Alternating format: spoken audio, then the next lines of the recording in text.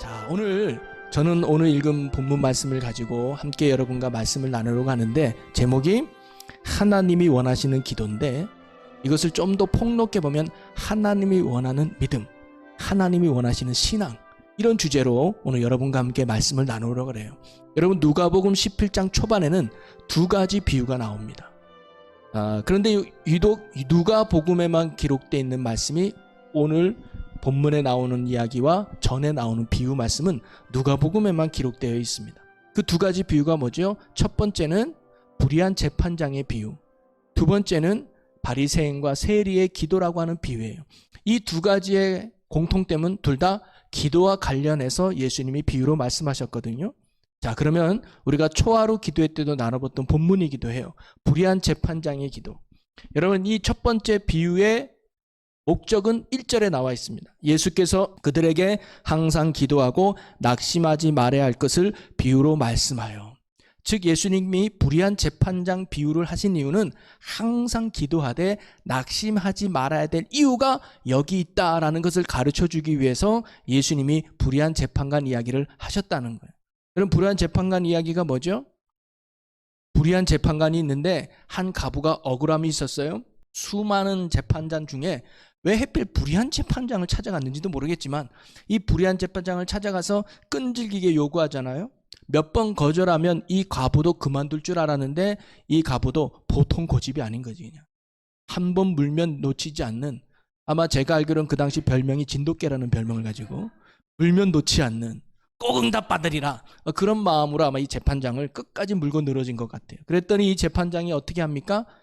내가 의로워서도 아니고 이 여인을 사랑해서도 아니고 불쌍히 여겨서도 아니라 귀찮아가지고 짜증나서 빨리 이 문제를 해결해 줘야 이 여자가 더 이상 나를 괴롭히지 않겠구나 하면서 그 여인의 문제를 해결해 주잖아요. 끝내 누가 이긴 거예요? 과부가 이긴 거 아닙니까? 그러면서 예수님의 결론은 뭐냐면 이 불의한 재판관도 끈질긴 이 과부의 기도에 응답해 주셨는데 하물며 너희를 너무나 사랑하시는 아버지 되신 하나님의 자녀들의 밤낮 부르짖는 억울함을 풀어주지 않겠느냐? 이 말은 뭐예요? 반드시 응답하시는 거 아니겠습니까? 여러분, 오늘도 살아계신 하나님이 우리의 아버지가 되고 우리의 선한 목자가 되고 우리의 왕이 되신 아버지께서 오늘도 우리의 억울함과 아픔의 문제, 힘들어하는 고난 다 맡기고 기도하면 반드시 하나님께서 건져주시고 구원해 주실 줄로 믿으시기를 바랍니다. 그래서 포기하지 말고 기도하자, 응답받을 때까지 기도하자, 그게 이 비유에서 나오는 가장 큰 교훈 중에 하나이기도 하죠.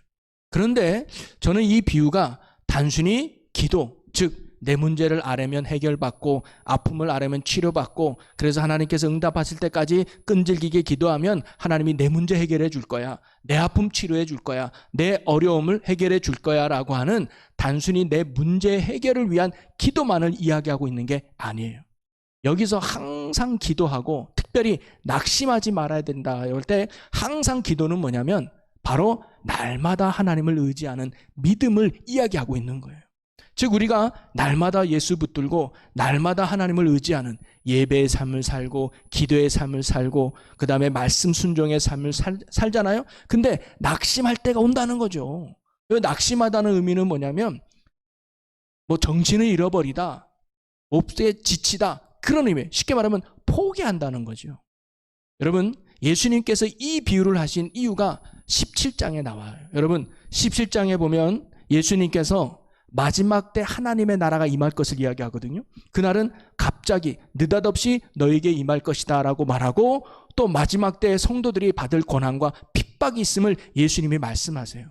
그러면서 18장에 가서 뭐라고 말하느냐? 너희들이 이렇게 마지막 때에 고난이 오고 핍박이 와도 너희들이 어떠한 신앙으로 살아가야 되는지를 예수님이 가르쳐주기 위해서 이 두 가지 비유를 하신 거예요. 기도라고 하는 그 요소를 가지고 말이죠. 즉 항상 기도한다는 건 뭐예요? 어떤 핍박이 와도 어떤 고난이 와도 우리가 예수 붙들고 사는 신앙의 삶을 이야기하는 거예요. 그런데 예수 믿으면 잘 될 줄 알았는데, 예수 믿으면 문제도 해결될 줄 알았는데, 예수 믿으면 평탄할 줄 알았는데 오히려 뭐예요? 예수 믿는 것 때문에 문제가 생기고 예수 믿는 것 때문에 고난이 오고 예수 믿는 것 때문에 우리가 세상에서 소외되고 손가락질 당하며 핍박받는 아픔의 상황 속에 놓일 때 있다는 거예요. 그래도 너희들 포기하지 말라는 거예요. 그래도 너희들 예배의 자리를 떠나지 말고 기도에 힘쓰고 말씀에 순종하라고 예수님이 가르쳐 주는 거예요. 왜냐? 반드시 하나님의 때에 너희를 구원해낼 거니까. 반드시 하나님의 때에 너희를 인정하니까. 그러니까 어떤 핍박이 와도 예수 잃어버리지 마. 어떤 어려움이 와도 예수 놓치지 마. 어떤 핍박이 와도 믿음의 삶을 결코 떠나지 말라는 예수님의 가르침이 바로 첫 번째 비유에 있었어요. 자, 그러면 오늘 두 번째 비유의 내용은 뭘까? 사실 첫 번째 내용과 일맥상통합니다. 첫 번째 비유는 항상 기도하되, 즉 믿음 생활할 때 아무런 열매가 없고 아무런 변화가 없다 할지라도 너희들 결코 믿음 잃지 마라는 가르침이었다면, 두 번째 비유는 뭐냐면 우리가 그런 믿음의 삶을 살아갈 때 중요한 신앙의 내용, 삶의 자세, 믿음의 자세가 어떠해야 되는가를 예수님이 바리새인과 세리의 기도를 통해서 우리에게 가르쳐주고 있는 거예요. 마지막 때를 살아가는 우리가 구원을 잃어버리지 않고 하나님께 인정받긴 믿음의 삶을 살기 위해서 어떤 신앙을 가져야 되는가, 어떤 믿음의 모습으로, 어떤 기도의 자세로 살아가야 되는가를 오늘 예수님이 가르쳐주고 있는 것이죠. 여러분, 오늘 말씀에 귀 기울여서 저와 여러분이 마지막 때에 하나님께 인정받고 마지막 때에 구원을 잃어버리지 않는, 날마다 믿음으로 날마다 승리하며 살아가는 저와 여러분의 복 있는 삶, 귀한 믿음의 삶이 되시기를 주님의 이름으로 간절히 축원합니다. 자, 그러면서 오늘 이 비유를 통해서 내용을 보니까 두 사람이 등장을 하죠. 누굴까요? 바리새인과 세리가 등장을 합니다. 그런데 이 두 사람이 지금 뭐하고 있느냐? 성전에 올라갔다고 나와요. 성전에 왜 올라갔죠? 기도하러 올라갔다고 나와요.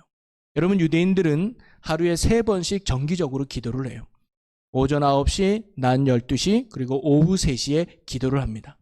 그래서 우리가 알다시피 사도행전에 보면 베드로와 요한이 성전에 기도하러 갔다 그랬잖아요. 유대인이 정해놓은 그 기도 시간에 규칙적으로 기도하는 습관들이 유대인에게 있었습니다. 그것은 바리새인도 마찬가지고 세리도 마찬가지였어요. 그들도 유대인이었으니까. 그런데 이 둘 다 뭐예요? 정해진 시간에 하나님께 성전에 올라가 기도하러 갔다는 거예요. 이건 뭐냐면 둘 다 동일한 하나님 앞에 기도했다, 동일한 하나님 앞에 신앙생활을 하고 있다라고 보면 되겠습니다. 그런데 똑같이 하나님 앞에 기도했는데 결과는요, 너무 달라졌어요. 자, 똑같이 하나님 앞에 기도했는데 결과는 어떠느냐? 14절이에요. 자, 우리 14절을 한국말로, 우리나라 말로 같이 봉독해 보겠습니다. 자, 14절 읽어보겠습니다. 내가 너희에게 이르노니 이에 저 바리새인이 아니고 이 사람이 의롭다 하심을 받고 그의 집으로 내려갔느니라. 아멘. 여기까지만 읽어봅시다. 자, 보네요. 내가 너희에게 이르노니 이에 저 바리새인이 아니고 이 사람이 누굴까요? 세리예요. 세리가 하나님 앞에 의롭다 하심을 받고 집으로 내려갔다는 거예요. 여러분, 세리의 믿음을 주님께서 인정해 주시고 바리새인들의 믿음은 주님께서 인정해 주지 않았다는 거죠. 세리의 기도에는 하나님이 응답해 주시고 바리새인의 기도에는 하나님이 응답해 주지 않았다는 거예요. 세리는 하나님이 만나 주시고 바리새인은 하나님이 만나 주지 않았다는 거예요. 세리에게는 하나님이 은혜의 선물을 주셨지만 바리새인들에게는 하나님께서 은혜의 선물을 주시지 않았다고 볼 수가 있겠죠. 여러분, 그런데 겉으로 보면은 훨씬 바리새인들이 세리보다 나은 사람들이라는 거 우리가 너무나 잘 알고 있죠. 바리새인들은 어떤 사람이에요? 그 당시 도덕적으로, 윤리적으로 또는 신앙적으로, 율법적으로 거의 완벽에 가까운 사람들이 당시 바리새인들이었습니다. 항상 그들은 또한 성경 전문가고 율법을 누구보다 잘 지키며 거룩과 경건함에 힘썼던 사람들이 바로 바리새인들이었단 말이죠. 그러니까 사람들이 볼 때 누가 봐도 하나님이 기뻐할 만한 사람이 바리새인들이었어요. 누가 봐도 하나님이 인정해 줘야 될 만한 사람이 바리새인들이에요. 누가 봐도 하나님이 기도에 응답해 주고 축복해 줘야 될 사람들이 바리새인들로 이해를 했단 말이죠. 그런데 하나님은 오히려 그들의 기도를 외면했어요. 그들의 부르짖음에 인정해 주지 않았다고 하는 것이죠. 하나님이 그들의 신앙과 기도를 인정해 주지 않았다는 거예요. 자, 그런데 반면 세리는 어떨까요? 당시 세리는 사람들에게 손가락질 받며 죄인 취급받던, 사실 죄인들이었습니다. 자신도 죄인들임을 이 세리들도 너무나 잘 알고 있었어요. 나는 거룩함과는 거리가 멀고 율법과는 거리가 멀고 의로움과는 거리가 멀고 세속에 빠져서 죄악 가운데 있는 죄인이었다는 사실을 누구보다 세리인 자신들도 너무나 잘 알고 있었어요. 그리고 그 당시 왜 세리가 죄인 취급받았느냐? 세리는 돈을 걷는 거 아니에요? 로마의 앞잡이가 돼가지고 10만 원만 받을 거 20만 원 받아가지고 10만 원은 자기 포켓에 넣고, 그래서 민족의 피를 빨아먹는 매국노라고 지칭하며 죄인 취급받았던 게 세리예요. 그들도 자신의 죄를 잘 알고 있었단 말이죠. 그런데 오늘 말씀해 보니까 하나님은 누구의 기도를 응답하신 거예요? 오히려 이 세리의 기도를 하나님이 뭐예요? 받아주신 거예요. 응답해 주셨다는 사실이죠. 세리의 기도가 하나님과 통했습니다.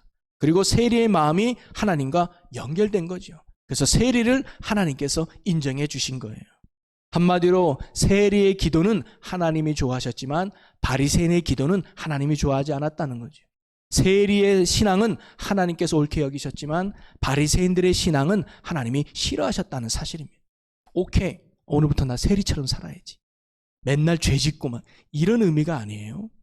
여기서 오늘 우리는요, 예수님께서 이 비유를 통해서 진짜 가르쳐 주고자 했던 핵심이 무엇인가를 우리가 발견해 볼 수 있습니다. 이것은 뭐냐면 마지막 때를 살아가는 우리 성도들이 어떤 신앙의 자세를 가지고 어떤 믿음의 모습을 가지고 살아가야 되는지를 오늘 예수님이 우리에게 가르쳐 주고 있는 것이죠. 그게 뭘까요?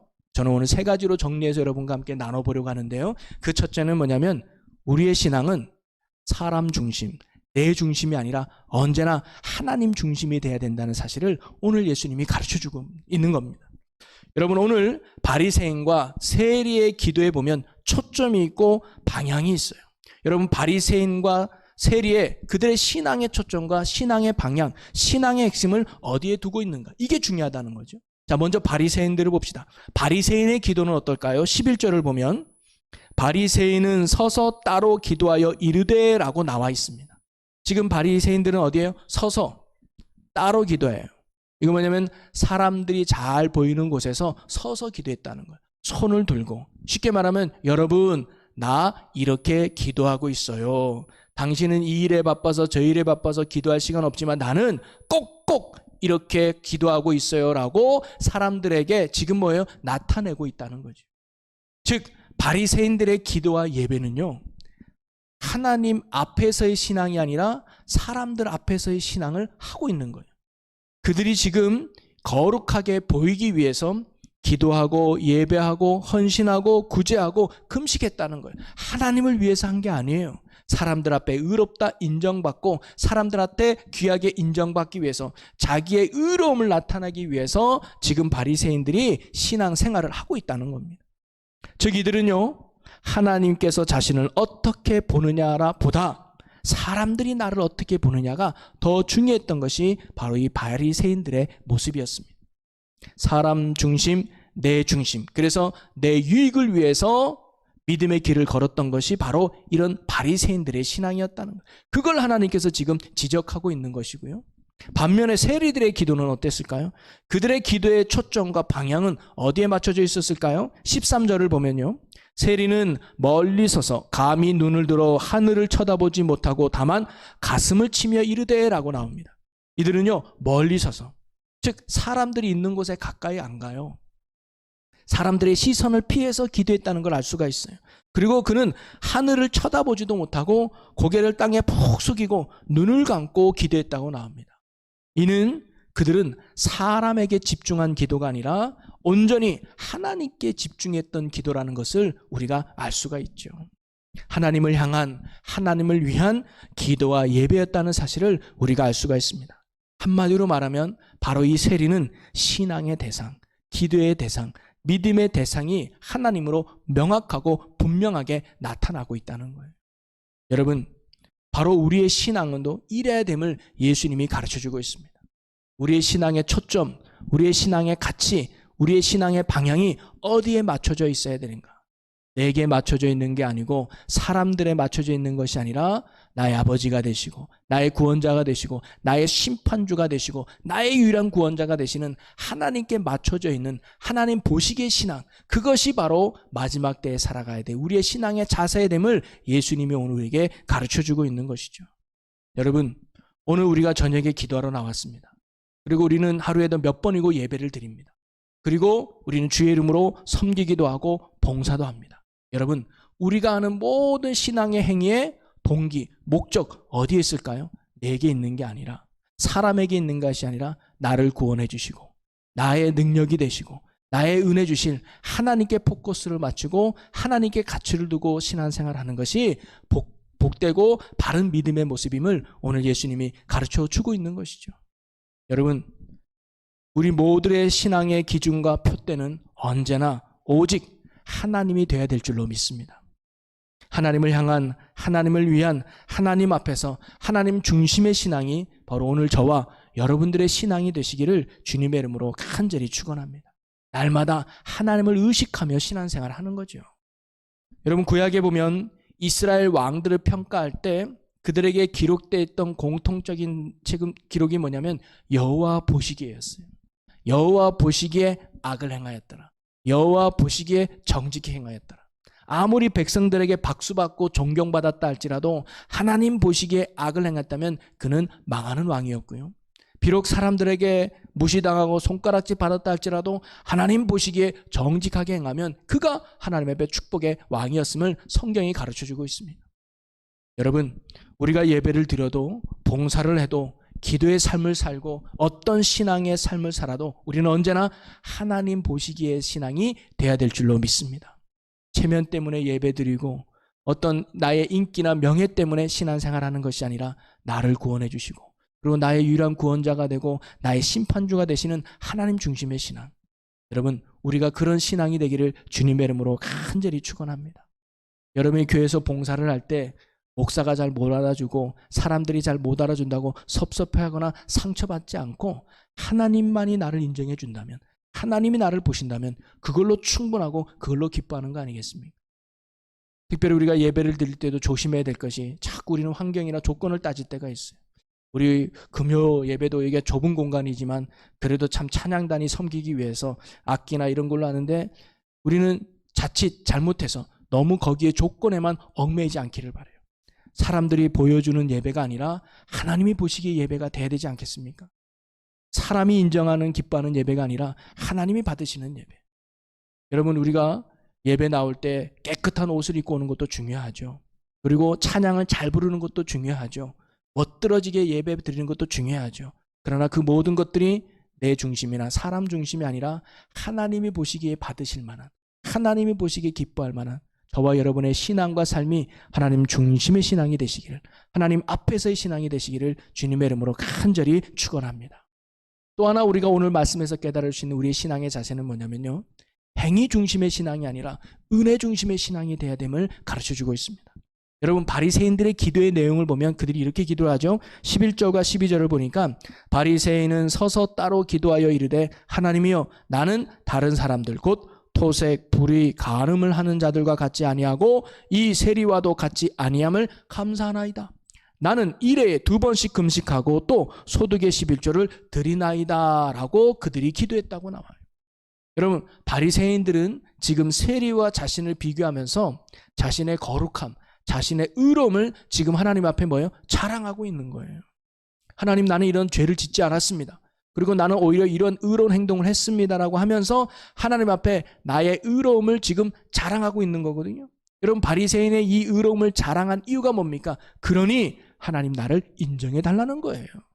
나는 하나님 보시기에 올바른 행동으로 살았습니다. 옳게 살았습니다. 의를 행했습니다. 거룩하게 살았습니다. 경건하게 살았습니다. 그러니 나의 이런 의로운 행위와 행동을 보시고 하나님이 나를 인정해 주십시오라고 지금 바리새인이 기도하고 있는 거예요. 한마디로 말하면요, 지금 이 바리새인들은 구원받기 위해서, 하나님의 은혜 받기 위해서 붙들고 있는 게 뭐예요? 자기 의예요. 자기의 의로움이에요. 자기 행위를 지금 붙들고 있는 거예요. 자신의 의로움으로 하나님께 인정받으려고 했던 것이죠. 그런 사람 하나님께서 인정해 주셔야 된다는 행위에 초점을 맞추고 있는 게 지금 바리새인들의 신앙의 모습입니다. 이거는요, 구원의 주체가 누구에게 있는 거예요? 내게 있는 거예요. 응답의 주체가 누구에게 있는 거예요? 내게 있는 거예요. 내가 새벽기도 40일 잘 지키면 하나님이 내게 응답해 주실 거예요. 내가 성경을 일독하면 하나님이 나를 이쁘게 하셔서 응답해 주실 거예요. 물론 그런 신앙의 노력은 중요하지만 그 자체가 하나님의 은혜의 이유가 되고 구원의 이유가 되는 건 아니라는 거예요. 지금 바리새인들은 자기의 행위를 구원의 주체로 삼고 살아가고 있었다는 거죠.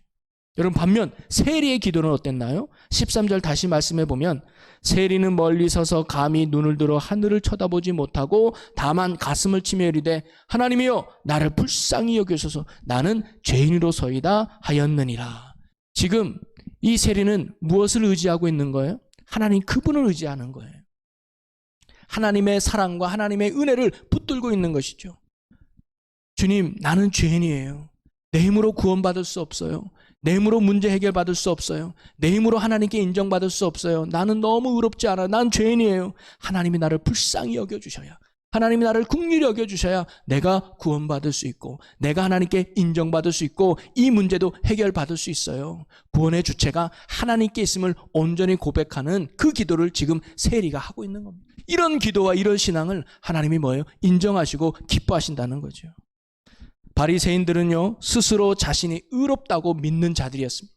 자신들의 의로운 행위로 하나님께 인정받고 구원받고 응답받는 줄로 알았어요. 그래서 자신의 의로운 행위를 위해서 구원받았다고 응답받았다고 생각하는 게 바로 바리새인들이었습니다. 하나님의 은혜보다 자신의 의로운 행위를 더 붙들고 의지했던 게 바리새인들의 모습이었어요. 근데 반면 세리는 뭐예요? 나는 죄인입니다. 나에게는 그 어떤 의로움도 찾아볼 수 없습니다. 하나님이 나를 불쌍히 여겨주셔야, 하나님이 나를 긍휼히 여겨주셔야, 하나님이 응답해 주셔야 응답받는 거고 하나님이 해결해 주셔야 해결받는 거지 내가 노력한다고 내가 수고한다고 해결받는 게 아님을 알았기에 더욱 주님을 붙들고 주님을 의지하는 은혜로 사는 자들이 바로 세리의 신앙이었고 기도였고 믿음이었다는 거예요. 여러분, 우리도요 하나님 앞에 언제나 죄임을 인정하는 자들이 돼야 될 줄로 믿습니다. 여러분, 하나님께서 의롭다 인정을 받으려면 우리는 도대체 어떤 정도로 의롭게 살아야 될까요? 유대인들은 하나님께 정말로 인정받고 싶어서 나름대로 정말 율법을 잘 지키려고 그랬어요. 그래서 10개의 계명 중에 그들은 세부적으로 나눠서 600여 개의 계명으로 나눴어요. 안식일을 거룩히 지켜라 그럴 때도 그 안식일을 어떻게 지켜야 거룩하냐부터 하나부터 수십 가지를 적어놨어요. 그 중에 하나가 뭐냐면 500m까지는 가고 그 이상 나가면 율법을 어기는 거다. 무게도 몇 킬로까지는 들지만 몇 킬로 이상 들으면 어기는 거다. 이런 식으로 나름대로 정해놓은 거예요. 여러분, 그런다고 그 행위가 하나님 앞에 의롭다 인정받을 수 있을까요? 어떻게 거룩하신 하나님 앞에 피조물에 불과한 우리가 하나님 보시기에 완전하게 살 수 있을까요? 택도 없는 일입니다. 결코 우리의 의로움과 행위로는 하나님의 그 수준에 결코 도달할 수 없는 연약한 죄인임을 우리는 언제나 인정해야 돼요. 여러분, 사실 오늘 바리새인들도 말하는 그 의로움은요 세리와 비교했을 때의 의로움일 뿐이었어요.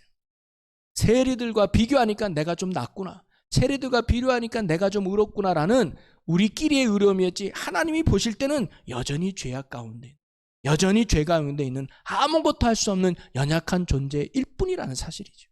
우리가 정말 하나님께 인정받는 구원을 온전히 이루어가기 위해서는 내가 날마다 죄인임을 고백해요. 내 힘으로 할 수 있는 게 아무것도 없습니다. 나는 죄인입니다. 나는 여전히 부족합니다라고 하나님 앞에 서 있는 그 신앙의 고백이 언제나 필요해요. 그리고 두 번째는 뭐예요? 그렇기 때문에 날마다 주님의 은혜를 사모하는 그런 믿음이 필요합니다.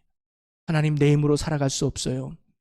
오직 주님의 은혜뿐입니다. 오직 주님의 능력뿐입니다. 그러니 하나님, 나를 불쌍히 여겨주옵소서, 나를 긍휼히 여겨주옵소서라고 가슴을 치며 주님만을 붙잡는, 주님의 은혜만을 구하는 이런 신앙을 주님이 오늘 우리에게 원하신다는 거죠. 여러분, 우리가 날마다 나의 행위로 사는 자가 아니라 은혜로 사는 자가 되기를 주의 이름으로 축원합니다. 여러분, 하나님이 우리의 예배를 어떻게 받아주실까요? 어떤 예배를 받아주실까요? 아까도 얘기했지, 옷을 잘 입고 찬양도 가사 하나 틀리지 않고 멜로디, 박자, 음정 다 맞춰서 그리고 완벽한 시스템을 갖춘 그 예배를 하나님이 받아줄까요? 아니요. 하나님이 받아주셔야 우리가 받을 수 있는 예배를 드리는 거예요. 그런 행위에 있는 게 아니에요. 그래서 우리가 예배 드릴 때도 그런 기도, 하나님, 오늘 우리의 예배도 주님 받아주옵소서, 불쌍히 여겨주세요. 우리가 찬양거, 우리가 얼마나 완벽하지 못하는 거 알지 않습니까? 주님, 우리가 드리는 예배를 주님 받아주옵소서. 여러분, 주님이 받아줘야 우리의 예배가 살아있는 예배로 드리는 줄로 믿습니다. 우리가 노력한다고 잘한다고 받아주는 게 아니라 정말 하나님이 그래 내가 받아줄게 해야 받아주는 거예요. 그러니 우리는 하나님께 뭐예요? 긍휼히 여겨달라고 받아달라고 기도할 수밖에 없는 거죠. 우리의 기도도 뭐 몇 시간 기도하고 뭐 화려한 말로 기도한다고 받아주는 게 아니에요. 하나님이 응답해 주셔야 응답되는 줄로 믿습니다. 그래서 하나님이 응답해 달라고 불쌍히 여달라고 간구할 수밖에 없는 거예요. 여러분 응답의 주권은 오직 하나님께 있는 줄로 믿습니다. 나의 의로움에 있는 게 결코 아니라는 거죠. 여러분 그렇다고 우리가 하나님께 모든 것이 있으니까 우리는 막 살아도 된다? 그건 가짜 믿음이에요. 정말 하나님을 신뢰하고 정말 하나님께 모든 것이 있다는 것을 믿는 자만이 하나님을 위한 삶을 살아갈 수 있지 않을까요? 저는 그것이 바로 겸손한 신앙이라고 보는 거예요. 여러분 성경은 우리에게 이렇게 말씀하고 있죠. 에베소서 2장 8절에서 9절에 보면 너희는 그 은혜에 의하여 믿음으로 말미암아 구원을 받았으니 이것은 너희에게서 난 것이 아니요 하나님의 선물이라. 행위에서 난 것이 아니니 이는 누구든지 자랑하지 못하게 함이라. 여러분 다 들어봤던 말씀이죠? 은혜에 의하여 구원을 받은 거예요. 이것은 하나님의 선물이죠. 우리의 행위에서 난 것이 아니라 그래서 누구든지 자랑치 못한다는 거예요. 여러분 하나님의 구원하심과 하나님의 응답과 하나님의 역사는 결코 우리의 의로운 행위에 있는 것이 아니라 전적인 하나님의 은혜 속에 이루어지는 축복인 줄로 믿으시기를 바랍니다. 그래서 우리의 신앙은요 내 행위를 붙잡는 신앙이 아니에요. 날마다 하나님의 은혜를 사모하는 신앙이 됩니다. 은혜로 사는 자가 돼야 돼요. 예배를 드릴 때도 내가 어떻게 하면 잘 드리지 이게 아니라 주님 이 예배 주님 받아주셔야 합니다. 주님 이 예배 주님께서 기뻐해 주셔야 됩니다. 그러면서 하나님 앞에 최선을 다해 드릴 때 그 예배를 받아주는 거예요. 우리 기도할 때도 야 내가 3시간 기도하면 하나님 응답하실까? 5시간 할까? 내가 40일 기도할까? 그럼 하나님 응답할까? 그런 행위에 초점을 맞추는 게 아니라 주님 나를 불쌍히 여겨달라. 주님 내가 40일 기도하지만 주님이 응답해 주셔야 되는 겁니다 라고 하면서 주님의 은혜를 사모하는 은혜를 바라보는 그 믿음의 기도를 주님께서 원하신다는 거죠. 여러분 오늘 저와 여러분이 하나님께 모든 구원의 주체가 됨을 믿고 은혜를 사모하고 은혜를 붙들고 은혜로 살아갈 수 있는 저와 여러분의 신앙이 되시기를 주님의 이름으로 간절히 축원합니다. 그래서 언제나 하나님만을 높이고 나는 낮추는 겸손한 신앙을 주님이 원한다는 거예요. 그래서 오늘 14절에 보면 이렇게 기록하고 있죠. 내가 너희에게 이르노니 이에 저 바리새인이 아니고 이 사람이 의롭다 하심을 받고 그의 집에 내려갔느니라. 그 이유가 뭐예요? 무릇 자기를 높이는 자는 낮아지고 자기를 낮추는 자는 높아지리라 하시니라. 여러분 바리새인들은 자기를 높았어요. 내 중심이에요. 신앙의 가치는 내 자신이었습니다. 그리고 하나님은 아니었어요. 근데 그런 사람을 하나님이 낮추고 우리 세린 자신은 낮고 누구를 높인 거예요? 주님만을 바라보고 주님만을 높였던 거죠. 그랬더니 하나님께서 오히려 그를 높여주셨다고 말씀하고 있습니다. 여러분 언제나 우리의 신앙과 우리의 삶이 우리의 삶의 주인 되시고 아버지가 되시고 목자가 되시는 예수만을 높이는 믿음이 되기를 주님의 이름으로 간절히 축원합니다. 우리가요 날마다 주님을 높이고 예수 앞에 서면 우리는 뭐예요? 낮아질 수밖에 없어요. 겸손해질 수밖에 없는 것이죠. 날마다 하나님 앞에 서면 내가 얼마나 부족한지를 깨달아지거든요. 여러분 베드로도요 예수님을 만났을 때 그가 어떤 고백을 해요? 누가복음 5장 8장에 보니까 시몬 베드로가 이를 보고 예수의 무릎 아래에 엎드려 이르되 주여 나를 떠나소서 나는 죄인이로소이다 라고 고백해요. 여러분 이 전까지만 해도 베드로는 결코 죄인이라고 생각해 본 적이 없을 거예요. 나름대로 성실하게 살았거든요. 나름대로 죄짓지 않고 도덕적으로 윤리적으로 부족함이 있다 할지라도 그래도 법 없이 나도 살 수 있어라고 생각했을지도 모르겠어요. 그런데 예수님을 만나고 나니까 그분의 큰 구원의 빛이 내게 비치니까 내 안에 얼마나 죄의 더러움이 있는지를 깨닫게 된 거예요. 주님 만나고 나니까 내가 얼마나 무능한 존재인지 내가 얼마나 부족한 존재인지 내가 얼마나 연약한 존재인지를 깨닫게 되는 것이죠. 그래서 우리는요 겸손할 수밖에 없는 거예요. 제가 늘 그런 비유를 하잖아요. 아무리 동네에서 축구 잘해도 박지성 만나면 깨갱깽인 거죠. 아무리 동네에서 부자라 할지라도 빌 게이트나 이런 사람 앞에 서면 돈 자랑 못하는 거죠. 우리가 아무리 지혜가 있어도 우리가 아무리 능력이 있어도 하나님 앞에 서면 예수 앞에 서면 내가 가지고 있는 것이 아무것도 아니라는 것을 깨닫게 돼요. 그래서 우리는 뭐예요? 불쌍히 여겨주소서라는 고백을 할 수밖에 없는 거죠. 여러분, 우리가 신앙생활을 하면서 착각하는 것 중에 하나가 뭐냐면 나는 잘 믿는다고 생각하는데 실상 하나님이 보시기에 아닐 수 있다는 사실을 우리가 알아야 됩니다. 여러분, 마태복음 7장 21절 22절에 보면 이런 말씀이 있어요. 나더러 주여 주여 하는 자마다 자 천국에 들어갈 것이 아니요 다만 하늘에 계신 내 아버지의 뜻대로 행하는 자라야 들어가리라.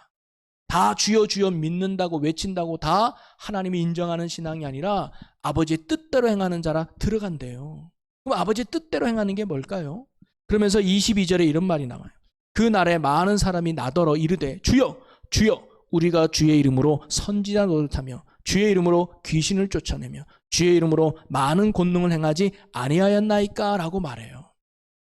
그런데요, 이 정도면 괜찮은 신앙 아니에요? 그죠? 뭐예요? 선지자 노릇하면서 참 사람들에게 말씀도 잘 가르치고 놀라운 일들이 이룹니다. 귀신도 쫓아내는 기적도 경험했어요. 많은 권능을 내갔어요. 놀라운 신앙의 간증이 많아요. 우리로 보면 참 의롭게 살고 멋진 신앙 아닙니까? 그런데 그 다음에 하나님의 말씀이 뭐냐면 7장 23절에 그때에 내가 그들에게 밝히 말하되 내가 너희를 도무지 알지 못하니 불법을 행하는 자들아 내게서 떠나가라 하리라. 오히려 그렇게 살았던 사람들에게 불법을 행하는 사람이라고 그러고 내가 너희를 알지 못한다고 이야기하는 거예요. 이게 뭘까요? 그들은 주님을 믿는다고 했지만 주님 없는 신앙생활을 한 거예요. 행위 중심인 거죠. 뭔가 간증이 많아지고 뭔가 일이 많아지고 뭔가 업적이 많아지면 신앙생활 잘한다고 생각되지만 그렇지 않아요. 주님을 잃어버리고 예수 중심의 신앙이 되지 못했던 거죠. 여러분 잊지 마십시다. 우리 신앙생활의 언제나 핵심과 가치는 우리의 신앙 업적에 있는 것이 아니라 예수 그리스도 그분께 있는 줄로 믿으시기를 바랍니다. 언제나 구원의 이유, 응답의 이유, 능력의 이유는 예수님께 있는 거예요. 내게 있는 게 아니에요. 여러분 그래서 예배도 언제나 흐트러졌던 우리의 시선이 주님을 향하는 시간이 돼야 되고 또 우리의 삶이 언제나 주님의 은혜와 능력 안에 머무는 삶이 돼야 된다는 거예요. 여러분 바울이 말했던 성령의 충만함을 받아라 라는 말은 여러분 이미 우리에게는 성령이 임했습니다. 성령이 아니고는 예수를 주로 고백할 수 없거든요. 여러분들이 예수를 주로 믿습니다라고 고백하는 그 이유는 성령이 우리 안에 있다는 증거예요. 그러면 성령의 충만함은 뭐냐면 그 성령님이 항상 내 삶을 주관할 수 있도록 맡기는 거예요. 예수 중심인 거죠. 그것은 오직 날마다 말씀과 기도로 깨어 주님과 동행하는 삶이 되어야 될 줄로 믿습니다. 여러분 건강하고 바른 신앙은 언제나 하나님 앞에서 내 자신을 인식하며 사는 겁니다. 그래서 코람 데오라는 말이 있잖아요. 하나님 앞에서 사는 거예요. 주님 앞에서 하나님 앞에서 여호와 보시기에 이런 신앙의 삶을 살아갈 때 우리는 겸손한 신앙이 되고 또 주님 붙드는 승리하는 삶을 살게 될 줄로 믿습니다. 그런 복음성가 있잖아요. 주님 앞에만 서면 왜 작아지는가? 들어보셨죠? 이 복음성가. 주님 앞에 서면요 작아질 수밖에 없어요. 그래서 뭐예요? 주님 아니면 안 됩니다. 주님만을 붙들어서 마지막 구원을 잃어버리지 않고 생명의 승리하며 삶을 우리가 살게 될 줄로 믿습니다. 여러분 어떤 어려움이 와도 어떤 고난이 와도 예수께 구원이 있음을 믿고 날마다 예수 붙들고 그래서 제가 늘 강조하는 예말기성 예배에 성공하고 말씀에 순종하고 기도에 힘쓰는 것 이게 예수님과 동행할 수 있는 아주 중요한 세 가지 요소라고 봐요. 여러분 삼각대가 있잖아요. 제일 무너지지 않은 안전한 삼각. 그 삼각이 뭐예요? 예배, 말씀, 기도예요. 여러분 코로나 할아버지가 와도 이 세 가지를 지켜나가야 돼요. 어떤 핍박과 고난이 와도 예배에 성공하고 말씀을 붙들고 기도에 힘쓰는 자가 되어 날마다 예수로 살아갈 때 우리가 구원을 잃어버리지 않고 마지막까지 승리의 삶을 살게 될 줄로 믿습니다. 어떤 성도들이 되자고요? 예말기성. 그래서 여러분 예배에 성공하고 말씀에 순종하고 기도에 힘써서 예수 잃어버리지 않고 마지막까지 예수 안에 승리하여 구원의 기쁨을 누릴 수 있는 우리 모두가 되기를 주님의 이름으로 간절히 축원합니다. 우리 이 시간 찬양 한 곡 하고요. 오늘 말씀 붙들고 결단하며 살아갈 수가 없네. 은혜 아니면 살아갈 수가 없네. 도움마저도 다 주의 것이니 세상 평안